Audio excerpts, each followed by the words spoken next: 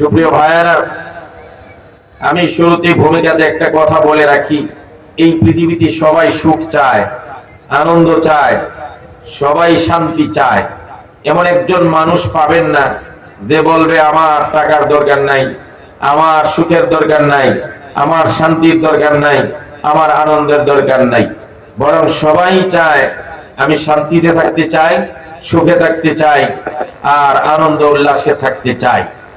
কিন্তু থাকতে চাইলেই কেউ থাকতে পারে? সবাই বলেন না। সুখ শান্তির মালিক কে? কল্যাণ কার হাতে? বিয়াদিহিল খায়র, আল্লাহর হাতে সমস্ত কল্যাণ। সুতরাং কাকে কোন অবস্থায় কেমনে রাখবেন সবচেয়ে বেশি একজন জানেন, তিনি কে? মানুষ অনেক পরিকল্পনা করে থাকে, মানুষের পরিকল্পনার শেষ নাই। মানুষ পরিকল্পনা করে আগামী 10 বছর চাকরি করব, তারপরে টাকা ডিপোজিট করে জমি বাড়ি কিনবো, জায়গা কিনবো, 5 তলা একটা বিল্ডিং করব, এরপরে ভাড়া দিব আর খাবো। আছে না নাই? আছে। অনেকের পরিকল্পনা হলো 20 বছর চাকরি করব, এলাকাতে একটা ঘরদোর করব, আর নিজের জায়গায় 2টা দোকান দিব, একটা দোকান আমি চালাবো আর একটা দোকান ভাড়া দিব, বাস এভাবে আমি বাকি জীবন কাটায় দিব। আছে না পরিকল্পনা? আছে। কত মানুষের কত পরিকল্পনা। কেউ পরিকল্পনা করে 2 বছরের মেয়াদে, আগামী 2 বছর পরে আমি এই জায়গায় যেতে চাই। কেউ পরিকল্পনা করে 5 বছর মেয়াদে, কেউ পরিকল্পনা করে 20 বছর মেয়াদে, কেউ আবার নির্দিষ্ট সন তারিখ ঠিক করে পরিকল্পনা করে 2041 সাল পর্যন্ত আমার পরিকল্পনা। আছে না নাই? কথা থাকেন, আছে না নাই? কিন্তু মূল পরিকল্পনাকারী একজন, তিনি কে? আল্লাহ রাব্বুল আলামিন বলেন, وَمَكَرُوا وَمَكَرَ اللَّهُ وَاللَّهُ خَيْرُ الْمَاكِرِينَ। দুনিয়ার সব মানুষগুলো পরিকল্পনা করে, এই করব, সেই করব, এটা করব, সেটা করব। আল্লাহ রাব্বুল আলামিন বলেন, আসল পরিকল্পনাকারী আমি। মানুষ যা চায় তা হয় না, আমি আল্লাহ যা চাই, যেভাবে চাই, যখন চাই, যেটা চাই সেটাই হয়ে যায়। কথা বলেন ঠিক কিনা? আসল পরিকল্পনাকারী কে? আল্লাহ। দুনিয়ার আপনার সব চাওয়া পূরণ হবে না, এটা হলো একটা অকাল্পনিক, অবাস্তব। সব চাহিদা পূরণ হবে এক জায়গায়, সেই জায়গাটার নাম কি? সবাই বলেন না। এসে আমার খুতবার তেলাওয়াত কি আয়াতে আল্লাহ কি বলছে?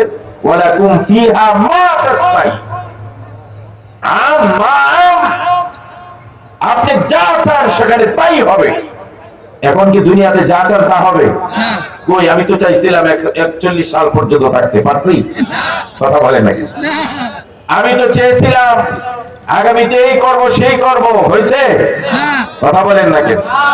আজকে আমার গাড়ি দিয়ে আসছে 2 জন মাওলানা, তো একজনে ইয়ের মধ্যে, ওই মোবাইলের মধ্যে ফেসবুকে পড়ে শোনাইতেছে যে খোদার এই সেই করে বলতেছে যে তোদের রক্ত মিশ্রিত করে সিমেন্ট বালির সঙ্গে একটা নাম্বার বলছে। আমি নাম্বার বলে দরকার নাই, ধরেন আমি অন্য একটা নাম্বার বলি, 72 নম্বর বাড়িটা তোদের রক্ত দিয়া সিমেন্ট দিয়া মিক্স করে তারপরে বানাবো। আমি নাম্বারটা একটু ঘোরায় বললাম, মানে একজনের স্ট্যাটাস দিছে যে তোদের রক্ত দিয়ে সিমেন্ট এবং বালি মিশ্রিত করে 72 নম্বর বাড়িটা বানাবো। দেখেন, তারও একটা পরিকল্পনা আছে। আছে না নাই? তো আমাদের দেশে একটা কথা বলে, এই কথাটা বলে রাখি, আমাদের বাপ দাদার মুখে শোনা, হাতি ঘোড়া গেল তল। কথাটা মুখস্থ করেন, হাতি ঘোড়া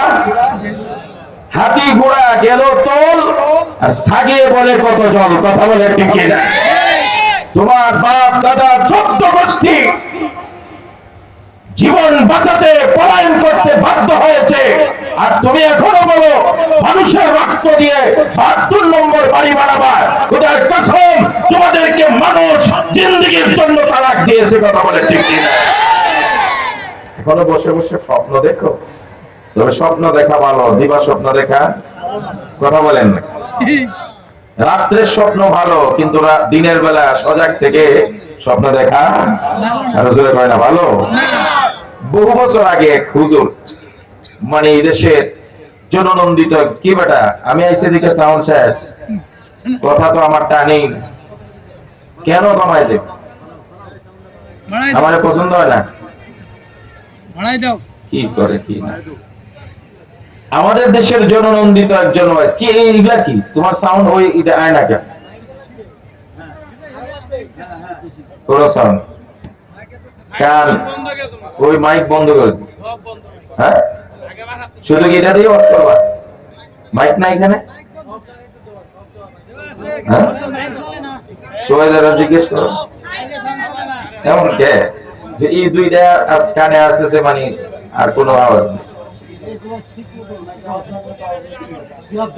আচ্ছা তো শুনেন আমার কথা শুনেন তো আমাদের একজন ওয়াইজ জননন্দিত মরহুম তিনি চলে গেছেন তো জুবাইর আহমদ আনসারী রাহিমাহুল্লাহ তিনি একবার বলছিলেন ওয়াজে এক লোক স্বপ্ন দেখতেছেন যে তার উপর থেকে এক ফোঁটা করে মধু পড়তেছে স্বপ্নে আর সে খুব মজা করে খাইতেছে উপর থেকে মধু পড়ে আর সে কি করে মজা করে খায় তো হুজুর বলছিলেন সে তো মজা করে মধু খাইতেছে স্বপ্ন যুগে যখন সজাগ হলো হঠাৎ মধু পড়া বন্ধ হয়েছে এখন দেখে আমি খারাপ উদাহরণটা দেই না সে নাকের ময়লা হাত দিয়ে এনে এনে খাইতেছে স্বপ্নে আর বাস্তবে বেশ কম আছে না কথা বলে আছে না নাই তুমি স্বপ্নে দেখছো মানুষের রক্ত দিয়ে অমুক বাড়ি বানাবে আল্লাহ ভালো করে জানেন কার রক্ত রাজপথে মানুষ পিছে মারবে কথা বলে ঠিক কিনা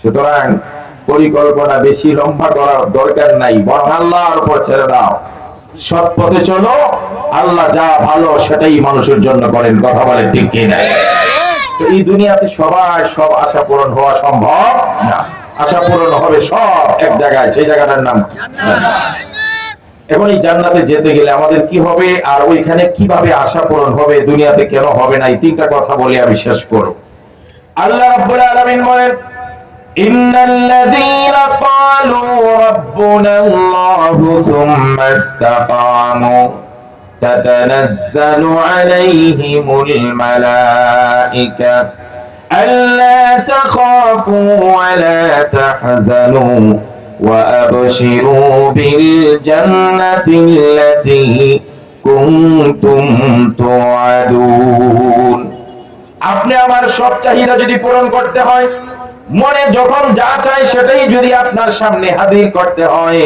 তাহলে এই আয়াতের অনুবাদ আর তাফসীর শুনবেন আমল করবেন বাস্তব জীবনে সেগুলা প্রয়োগ যদি করতে পারি আমরা তাহলে আমাদের যত যত চাহিদা আছে সব চাহিদা পূরণ করে দিবেন তিনি কে আল্লাহ পাক বলেন ইন্নাল্লাযীনা ক্বালু রাব্বুনাল্লাহ নিঃসন্দেহে যারা এই কথা স্বীকার করে আমাদের রব একজন তিনি কে ইন্নাল্লাযীনা ক্বালু রাব্বুনাল্লাহ যারা বলে আমার রব আল্লাহ ও দুনিয়ার মানুষেরা রব কথাটার ব্যাপক অর্থ যারা স্বীকার করে আমাদের রব আল্লাহ যিনি আল্লাহ তিনি আমাদের খালিক যিনি আল্লাহ তিনি আমাদের মালিক তিনি রিজিক দাতা তিনি বিধান দাতা তিনি আইন দাতা তিনি আমাকে চালান তিনি আমাকে বাঁচান তিনি আমাকে মারবেন এই কথাটার অর্থ হলো রব রব হিসেবে যারা আল্লাহকে স্বীকার করে তারা কোনোদিন আইন প্রণেতা অন্য কাউকে মানতে পারে না যারা বলে আমার রব আল্লাহ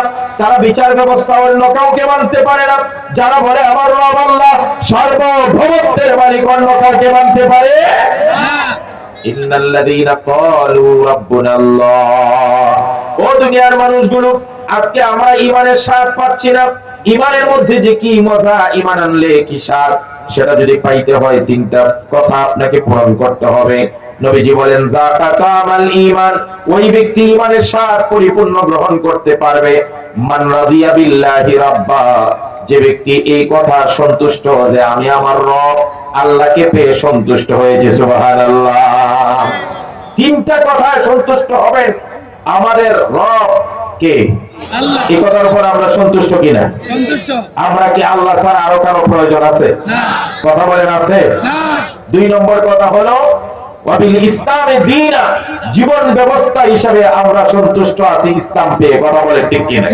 কয়টা হইছে দুইটা ওয়াবি মুহাম্মাদিন সাল্লাল্লাহু আলাইহি সাল্লাম নবিয়্যা ওয়া রাসূলা আর নবী করিম সাল্লাল্লাহু আলাইহি সাল্লাম হলেন আমাদের আদর্শের মুখ্য প্রতীক তিনি আমাদের নবী তিনি আমাদের রাসূল তার দেখানো তার শেখানো তার নির্দেশিত পথই একমাত্র পথ কথা বলে ঠিক কিনা কয়টা কথা আমাদের রব কে?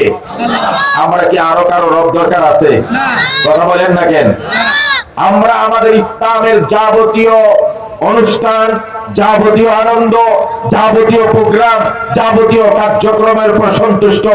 আর কোন ধর্মের প্রতি আমাদের বিন্দুমাত্র আগ্রহ আছে নাকি? আরো জোরে বলেন, আছে নাকি? বিগত দিনে যে একটা কথা শুনছেন, ধর্ম যার যার আর উৎসব, কথা বলেন না কেন? বুকটা ফেটে যায়। সেই দিনও আমরা প্রতিবাদ করেছি। আমি দুইটা কথার জোরালো প্রতিবাদ করেছি। আমার মসজিদ বেশি দূর নয়, বাইবাইল কেন্দ্রীয় মসজিদ। সেখানে 3 জুমা পর পর পুলিশ পহরা দিয়ে অ্যারেস্টের জন্য চতুর্দিকে পহরা দিয়ে রাখছে। জুমা পড়াইতে পারিনি। আমার ফেসবুক আইডি অসংখ্যবার রেস্ট্রিকশন দিয়ে রাখছে। এই যে মাদানী সাহেব বলে গেল, সেম সমস্ত উলামায়ে কেরামের উপর এই ধরনের নির্যাতন তারা করেছে। কিন্তু তাদের কথাগুলো কত বড় শিরকি কথা ছিল। যদি একজন দায়িত্বশীল ব্যক্তি কথা বলে যে বছর বাংলাদেশে ফসল বেশি হবে, কারণটা কি? কারণটা হলো দেবী মা, দেবী দেবী আছে, দেবী বছর গজে চলে আসছে। কিসে চলে আসছে? জমিনে ফসল হয় দেবী চলে বসে আসলে। জমিনে ফসল দেন কে? আরো জোরে করেন না। আমাদেরকে খাওয়ান কে? আল্লাযী হুয়া ইউতঈমুনি ওয়া ইয়াসকিন। তিনি আমাদেরকে খাওয়ান, তিনি আমাদেরকে পান করান। বাংলাদেশে 90-92% মুসলমানের দেশে অভিভাবক হয়ে যখন এই সমস্ত প্রকাশ্যে শিরকি কথা বললেন, দেবী গজে চলে আসলে এই দেশের ফসল বেশি হবে, খোদার কসম এই বক্তব্যের মাধ্যমে শুধু আপনিই বেঈমান হন নাই, গোটা মুসলিম জাতিকে বিশ্বের দরবারে লজ্জিত করেছেন। কোন দেবদেবী আমাকে ফসল দিতে পারে না। ফসল আর রিজিক দেওয়ার একমাত্র মালিক একজন, তিনি কে? যিনি কথা বলতে পারেন দেবে চলে আসলে, গজে চলে আসলে দেবী ফসলে বেশি হয়, তার মানে আপনি একদিকে আল্লাহকেও মানেন আর একদিকে দেবদেবীকেও। আমি জানি না, আমি সব দেখি নাই। গতকালকে নাকি একটা মূর্তিও পাওয়া গেছে জায়গা মতো, আমি জানি না। শিবলিঙ্গের একটা মূর্তিও নাকি পাওয়া গেছে। তাহলে ওই বক্তব্য আর মূর্তি পাওয়ার সাথে মিল আছে না নাই? কথা কন নাকি আপনারা? যিনি বলেন গজে চলে আসলে দেবী ফসলে বরকত হয়, তার বক্তব্য প্রমাণ করে তিনি দেবীর প্রতি বিশ্বাস রাখে। আবার তার বাড়ির মধ্যে যদি ওই একই মূর্তিও পাওয়া যায়, তাহলে দুয়ে দুয়ে কথা বলেন না আপনার? মাদানী সাহেব আপনারা গরম করে খেয়ে গেছে না? তাহলে এখন আবার আমাকে নতুন করে গরম করতে হবে। খালি কথাটা বলবেন, দুয়ে দুয়ে কথা। বক্তব্য মূর্তি পাওয়া এটা কাকতালীয় নয়। কুল্লু ইনাইন তারাশশাবু বিমা ফি, যার ভিতরে যা আছে সেটা মুখ দিয়ে প্রকাশ হয়। আপনি যদি চুলার পাতিল বসিয়ে গোশত রান্না করেন, সেই গোশত পাতিলের মুখ থেকে গোশতের ঘ্রাণ বের হবে, আর শুটকি রান্না করলে শুটকির ঘ্রাণ বের হবে। ভিতরে যেটা আছে মুখ দিয়ে সেটাই প্রকাশ করে। আপনি প্রমাণ করলেন আপনি আল্লাহকেও মানেন, দেবদেবীকেও মানেন। পরিষ্কার বলতে চাই, যারা আল্লাহকে রব পেয়ে খুশি হতে পারে না, এরা ঈমানের গণ্ডিতে থাকতে পারে না। কথা বলে ঠিক কিনা? আমরা আল্লাহকে রব পেয়ে খুশি না বেজা? যাকা তামাল ঈমান মান রাদিয়া বিল্লাহি রাব্বা। ওই ব্যক্তি পাক্কা সাক্কা ঈমানদার আর ঈমানের উপর মজবুত এবং ঈমানের স্বাদ পাবে, যে বলবে আমার রব একজন, তিনি কে? আমি আর দুনিয়ার কাউকে চাই না। আপনারা কি কালিমা পড়েছেন সবাই? সব মুসলমানরা কালিমা পড়ে, কিন্তু কালিমার মিনিংটা আমরা হৃদয়ে লালন করতে পারি না। সেখানে কি বলা আছে? কালিমার মধ্যে বলা আছে লা ইলাহা ইল্লাল্লাহ, লা ইলাহা ইল্লাল্লাহ। আপনারা অর্থটা খেয়াল করবেন, there is no god except only Allah. প্রথমেই নাবাচক শব্দ দিয়ে আল্লাহ বললেন, সবাইকে আগে না করে দাও, সবাইকে হৃদয় থেকে ডিলিট করে দাও। দেখেন ঈমানের কালিমাতে আগে পরিষ্কার করার কথা বলছেন, লা ইলাহা, কোনো ইলাহ নাই, কোনো মাবুদ নাই, কোনো উপাস্য নাই, কোনো আইনদাতা নাই, কোনো রিজিক দাতা নাই। লা ইলাহা। ছোটবেলায় আমাদের যখন অসুস্থ হতো, তো মা চাচিরা পাঠাইতো হোমিওপ্যাথিক ডাক্তারের কাছে। তো ডাক্তাররা এখন তো বরিন্দা দেয়, আগে বলতো খালি শিশি নিয়ে আসবা। তো আমরা একটা অ্যান্টাসিডের অথবা যে কোনো একটা বোতল নিয়ে যেতাম, ডাক্তার বলতো টিউবওয়েলের পানি দিয়া মাটি দিয়া বালির কণা দিয়ে ভালো করে ঝাঁকুনি দিয়ে একদম পরিষ্কার করে নিয়ে আসো। এবার অ্যান্টাসিডের ফাইল থেকে ভালো করে ধুয়ে পরিষ্কার করে বালি দিয়ে কংক্রিট দিয়ে ঝাঁকুনি দিয়ে ভালো করে পরিষ্কার করে ঝকঝকে সাদা বানিয়ে নিতাম। এবার তিনি স্বচ্ছ পানি দিয়ে কয়েক ফোঁটা মেডিসিন সেখানে ঢেলে দিয়ে বলতে, যাও এখন যদি খাও তাহলে কাজ হবে। তাহলে ডাক্তার সাহেব বললেন কি, আগের ওষুধের যত অ্যাকশন আছে সেটা আগে খালি করো, সেটা কি করো। এখন আপনি যদি অ্যান্টাসিড ফাইলটা নিয়ে যান, সেখানে কিছু ওষুধ আছে, আপনি খাওয়ার পর কিছু রয়েছিল, ওইটার মধ্যেই যদি আবার হোমিওপ্যাথিক ডোজ দেন, কাজ হবে? কথা বলেন না কেন? আরো জোরে কোন। বরং অ্যালোপ্যাথিক আর হোমিওপ্যাথিক দুইটা মিক্স হয়ে আপনার শরীরের সুস্থতা হবে দূরের কথা, রিঅ্যাকশন করে সুস্থতা হবে না, অসুস্থতা বাড়বে। কথাটা ঠিক কিনা? ঠিক আল্লাহ রাব্বুল আলামিন বললেন, লা ইলাহা, আগে তোমার অন্তর থেকে, তোমার মগজ থেকে, তোমার দিমাগ থেকে, তোমার চিন্তা চেতনা থেকে দুনিয়ার সব খোদাকে রিলেট করো। কোনো পাথরের শক্তি নাই, মূর্তির শক্তি নাই, অগ্নির শক্তি নাই, কোন দেবদেবীর শক্তি নাই। সবকিছুকে রিলেট করার পরে এরপরে আল্লাহ বলেন ইল্লাল্লাহ, এক আল্লাহ ঢোকাও। এখন তোমার চিন্তায় একজনই থাকবে, রিজিকদাতা একজন, আইনদাতা একজন, বিধানদাতা একজন, ফসল দেওয়ার মালিক একজন। তিনি কে? লা ইলাহা ইল্লাল্লাহ মিনিংই বুঝে না। আল্লাহ এই কথা বলতো, কথা বলেন না, কথা বলতো। এই জন্য আমরা একটা কথা দিলে বিশ্বাস প্রকট ভাবে করবো যে আমার চিন্তা চেতনায় এক আল্লাহ আছেন, এছাড়া সব দিলে সব মাখলুকের কোনো ক্ষমতা জোরে কোন। পাথরে কিছু করতে পারে, আগুনের ক্ষমতা আছে, তাহলে ইব্রাহিম জ্বালাইল নাকি? কথা বলেন না। আগুনেরই যদি সব ক্ষমতা থাকতো, ইব্রাহিমকে জ্বালানো না কেন? সূর্যের কোনো ক্ষমতা আছে? যদি সূর্যের ক্ষমতা থাকে তাহলে কিয়ামতের আগে আল্লাহ পাক কোরআনে বলছেন, ইযা শামসু কুফিরাত, সূর্য কিরণহীন হয়ে সমুদ্রে পড়ে যাবে, নিজেকে রক্ষা করতে পারবে?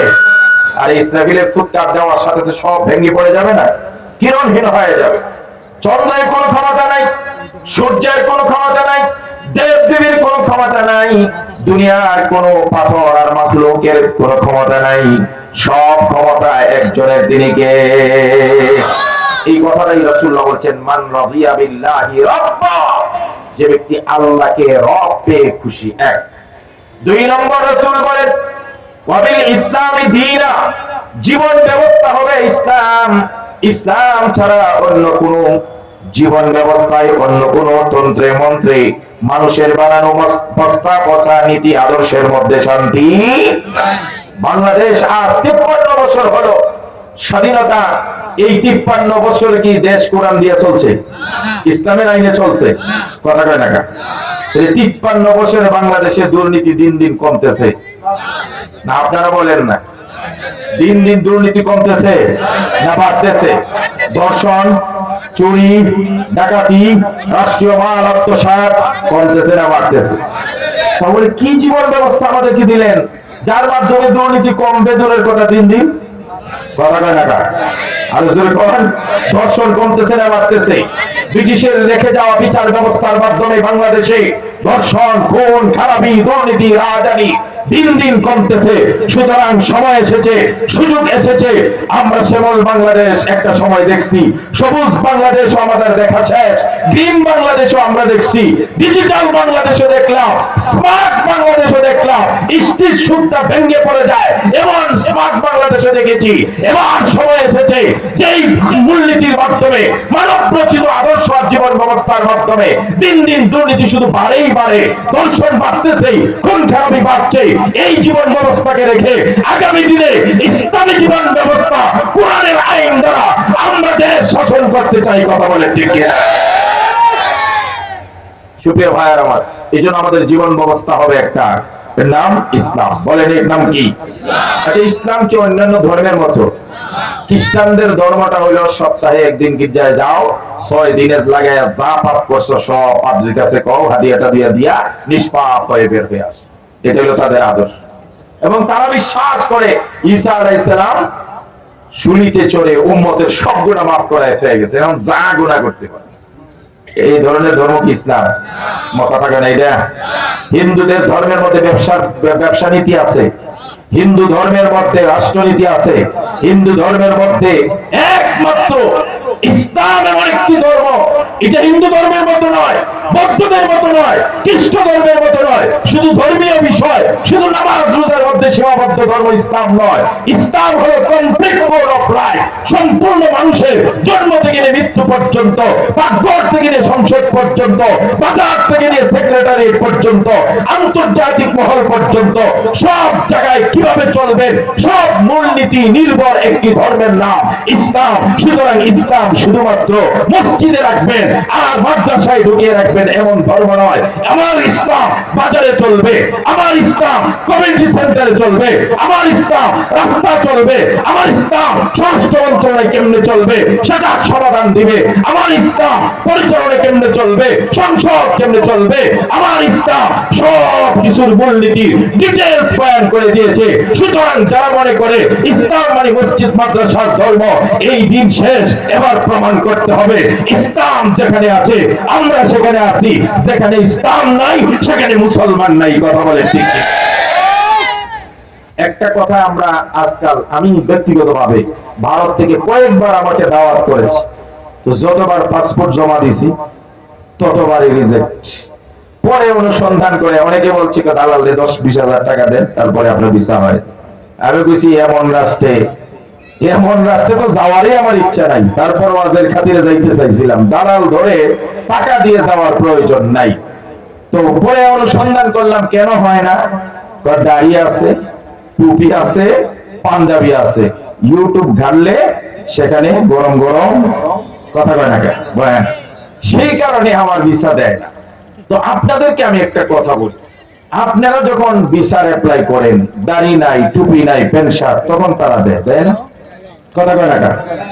তো আমাদেরকে দেয় না, এর ব্যর্থতা কি, এর দোষ কি ভারতের না আমাদের নিজেদের? কথা বলেন না কেন? আরো জোরে কন। আজকে যদি সব মুসলমান দাড়িওয়ালা হয়ে যেত, সব মুসলমান যদি টুপিওয়ালা হয়ে যেত, তাহলে ভারতের বাবারও ক্ষমতা নাই যে দাড়ি টুপি দেখলে ভিসা রিজেক্ট করে দিবে। যেহেতু তারা দেখতেছে 2, 4, 5, 10, 120 জন দাড়িওয়ালা আসে, এদেরকে যদি রিজেক্ট করে দেয় আমাদের ব্যবসায় কিছু হবে না, কারণ লক্ষ লক্ষ দাড়িবিহীন প্যান্ট শার্টওয়ালা মানুষ থেকে তো আমরা টাকা আমদানি করতেই পারছি। এই জন্যই দোষটা আমাদেরকে আজকে প্রমাণ করতে হবে যে ইসলামকে যারা আটকায় দেয়, বাধাগ্রস্ত করে, এদের বড় আর করতে রাজি না। কথা বলে ঠিক কিনা? এই সিদ্ধান্ত নেন, তাহলে দেখবেন আব্বা ডেকে দাড়িওয়ালার ভিসা দিবে। কথা কয় না? পেঁয়াজ আটকে দিছিল, কথা কয় না? আরে পেঁয়াজ আটকে দিছিল তো, এরপরে ঘটনা কি? আমরা কিছু জাতক পেঁয়াজ লাগবে না, এরপরে পেঁয়াজ বস্তার বস্তা রাজপথে ঢেলে ওরাই আন্দোলন করে, বাঙালিরা পেঁয়াজ না দিলে আমরা একেবারে মাঠে মারা যাবো। ওদের আন্দোলনের কারণে আবার বাধ্য হয়েছে পেঁয়াজ দিতে। ও মুসলমান, মুসলমান তো গোলামীর ধর্ম নয়, মুসলমান নথি স্বীকার করতে পারে না, মুসলমান তো ভাগের জাতি। কোমর সোজা করে দাও, কোমর সোজা করে দাও। মুহাম্মদ বিন কাসেমের মতো ও যুবকরা হুঙ্কার ছাড়ো, ওমর ইবনে আব্দুল আজিজের মতো দাঁড়িয়ে যাও, খালিদ ইবনে ওয়ালিদের মতো দাঁড়িয়ে যাও। সারা বিশ্বের মুসলমানরা, সারা বিশ্বের মুসলমানরা বুক ফুলিয়ে চলবে, আর বেঈমানরা তাদের মুসলমানদের পায়ে আত্মসমর্পণ করতে বাধ্য হবে। ইসলামী দিন, আমরা ইসলামকে জীবন ব্যবস্থা হিসাবে, দিন হিসাবে পেয়ে খুশি না বেজার? আলোচনা কর যে ইসলাম আমার একেবারে ছোট্ট থেকে ছোট্ট একটা বিষয়ের সমাধান দেয়, দেয় না? কথা বলেন নাকি, দেয় কিনা? আমার ইসলাম বলে আপনি কিভাবে নোট কাটবেন সেটাও ইসলামের মূলনীতিতে আছে না নেই?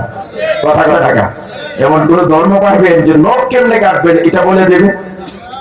ইসলামের মধ্যে আপনাকে বলা হয়েছে আপনি নখ কেমনে কাটবেন সেটার মূলনীতিও ইসলাম আপনাকে বলে দিয়েছে, যে আপনি এখান থেকে নখ কাটা শুরু করেন, এখান থেকে এনে শেষ করেন। ইসলামের সুন্নত তরিকায় নখ কাটার কথা আছে, মোজ কতটুকু রাখবেন, দাড়ি কতটুকু রাখবেন ইসলাম বলে দিয়েছে। ইসলাম বলেছে আপনার জামা কাপড় গুলো কেমন হবে, ইসলাম বলেছে আপনি বিয়ে কেমনে করবেন, ইসলাম বলেছে সন্তান কেমনে লালন পালন করবেন, ইসলাম বলেছে আপনি কেমনে ঘুমাবেন, আর ইসলাম বলেছে আপনি কোন কাতে ঘুমাবেন, কোন হাত দিয়ে ঘুমাবেন, কখন উঠবেন, কি খাবেন, কিভাবে খাবেন, খাওয়া কেমনে শুরু করবেন, কোন হাত দিয়ে খাবেন, শৌচাগার ব্যবহার করলে কোন পা দিয়ে ঢুকবেন, কি দোয়া পড়বেন, বের হওয়ার সময় কোন পা দিয়ে বের হবেন, যে ইসলাম খুঁটিনাটি স্বামী স্ত্রীর মিলনের কথা বিশদ বর্ণনা করেছে, এমন ইসলাম, এই ইসলামকে শুধুমাত্র মসজিদ আর মাদ্রাসার মধ্যে ঢুকিয়ে রেখে মুসলিম জাতি তাদের কপালে ব্রিটিশের রেখে দেওয়া জীবন ব্যবস্থা দিয়ে দর্শন আর দুর্নীতি দিন দিন বাড়াচ্ছে। কথা বলেন ঠিক কিনা? তাহলে জীবন ব্যবস্থা একটাই, তার নাম ইসলাম। এতে আমরা রাজি না খুশি না? রাজি খুশি আছি তো ইনশাআল্লাহ। 3 নম্বরে বলছি নবী মুহাম্মদ সাল্লাল্লাহু আলাইহি সাল্লাম নবিয়্যা, নবীজি সাল্লাল্লাহু আলাইহি সাল্লাম হলেন আমাদের জন্য পথ প্রদর্শক, দিক নির্দেশক।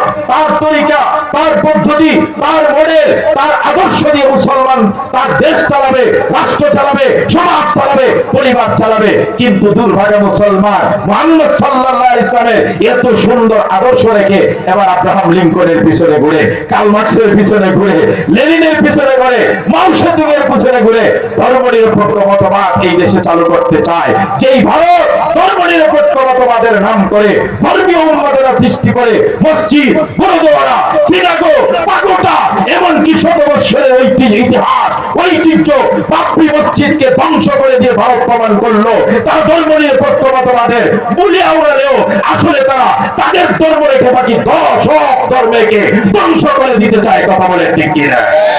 এই বেটারা কপাল পোড়া, তোরা এখন ধর্মনিরপেক্ষ মতবাদ চাস, কোন লজ্জায়? তোরা দেখোস না ভারতে ধর্মনিরপেক্ষ মতবাদের নামে মুসলমানরা যখন গরু জবাই দেয় মুসলমানদের বাড়ি ঘর জ্বালাচ্ছে। এই কসাই মোদি শাহ মুসলিমদের ধরে ধরে জমে করছে, আবার এর নীতি সে বাংলাদেশে আবিষ্কার করবে। এটা তোমাদের জন্য কোনো অসুবিধা হয় না।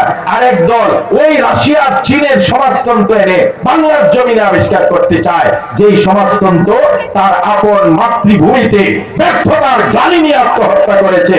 আমি একটা প্রশ্ন করি, মরহুম মাওলানা সাইদি সাহেব, আল্লামা সাইদি সাহেব রাহমাতুল্লাহ আলাইহির জবানে একটা কথা শুনছিলাম, বঙ্গোপসাগরে যদি বাটা লেগে যায়, কোন সাগরে?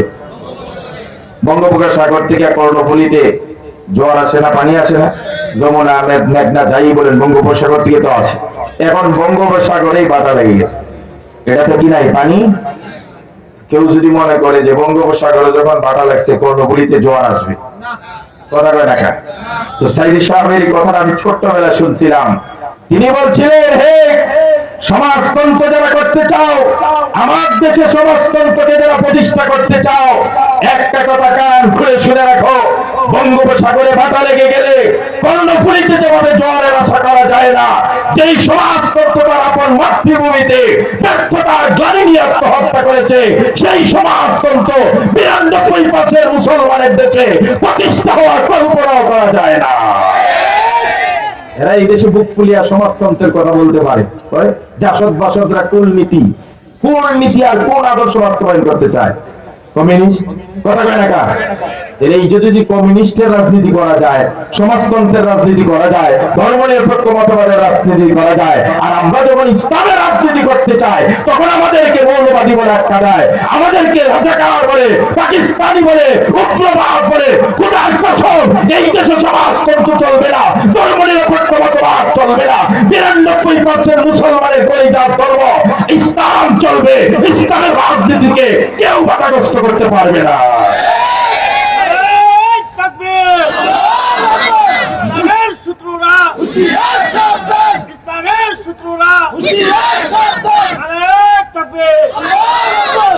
আমার বন্ধুগণ, বিশ্বনবী সাল্লাল্লাহু আলাইহি ওয়াসাল্লামের আদর্শের উপর আমরা খুশি না বেজার? এই 3টা জিনিস যদি আপনারা ধরে রাখেন, নাম্বার 1, আপনাকে রব হিসাবে আল্লাহর প্রতি সন্তুষ্ট থাকতে হবে। 2 নম্বর, জীবন ব্যবস্থা ইসলামের উপর আমরা সন্তুষ্ট, আদর্শ চলবে বিশ্বনবী মুহাম্মদ সাল্লাল্লাহু আলাইহি ওয়াসাল্লাম। এই 3টা কথা স্বীকার করার পরে আবার ইস্তেকামত শব্দটা আছে। আল্লাহ রাব্বুল আলামিন বলেন, ইন্নাল্লাযীনা ক্বালু রাব্বুনাল্লাহু সুম্মা ইসতাকামু, নিঃসন্দেহে এই পৃথিবীর মুসলমানেরা যারা আল্লাহ আমার রব এই কথার উপর যারা স্বীকৃতি প্রদান করার পরে এই কথার উপর অটল থাকতে হবে। ঝড় আসবে, তুফান আসবে, মামলা আসবে, হামলা আসবে, জেল জরিমানা হবে, আয়না ঘর তৈরি করবে, ফাঁসির কাস্টে ঝুলাবে। কেন তুমি আল্লাহ মানলে? কেন তুমি ঈমানের কথা বলো? এই জন্য তোমার উপর জুলুম আসছে। ও দুনিয়ার মুসলমানেরা, এই জমিনে এই